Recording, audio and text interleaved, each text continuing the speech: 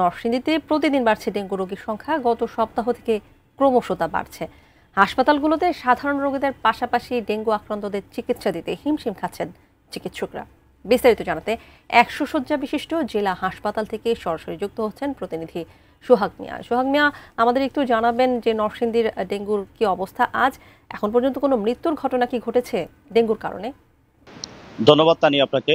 আমি এই মুহূর্তে রয়েছি নরসিংদীর 100 শয্যা বিশিষ্ট জেলা হাসপাতালে, এবং এই জেলা হাসপাতালে ঘুরে আমরা বিভিন্ন ওয়ার্ডগুলো দেখেছি যে ডেঙ্গু আক্রান্ত হয়ে মোট 35 জন বিভিন্ন ওয়ার্ডে একটা বিষয় আমরা দেখেছি যে হাসপাতাল থেকে মশারি বরাদ্দ করা হলেও যে ডেঙ্গু আক্রান্ত রোগী রয়েছেন তারা সেটি ব্যবহার করছেন না। তাদের মধ্যে বলতে গেলে সচেতনতার বালাই নেই।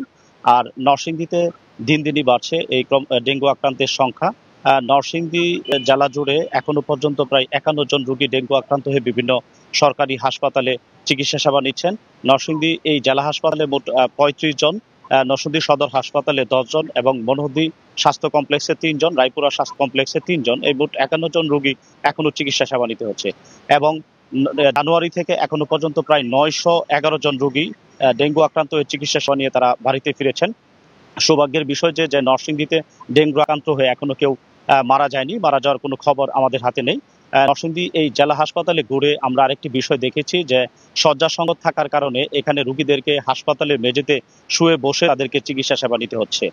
তবে হাসপাতাল কর্তৃপক্ষ বলছে যে পর্যাপ্ত পরিমাণ সালাইন এবং কিট থাকার কারণে তাদের চিকিৎসা সেবা দিতে কোনো সমস্যা হচ্ছে না। তবে রোগীর স্বজনরা আরেকটি অভিযোগ করেছেন যে নরসিংদীর যে বেসরকারি হাসপাতাল ডায়াগনস্টিক সেন্টারগুলো রয়েছে সেখানে ডেঙ্গু শনাক্তের জন্য যে অতিরিক্ত টাকা নেওয়া হচ্ছে। তবে সিভিল সার্জন বলছেন এই বিষয়টি যদি সত্যতা পাওয়া যায় তাহলে অবশ্যই আইনগত ব্যবস্থা নেওয়া হবে।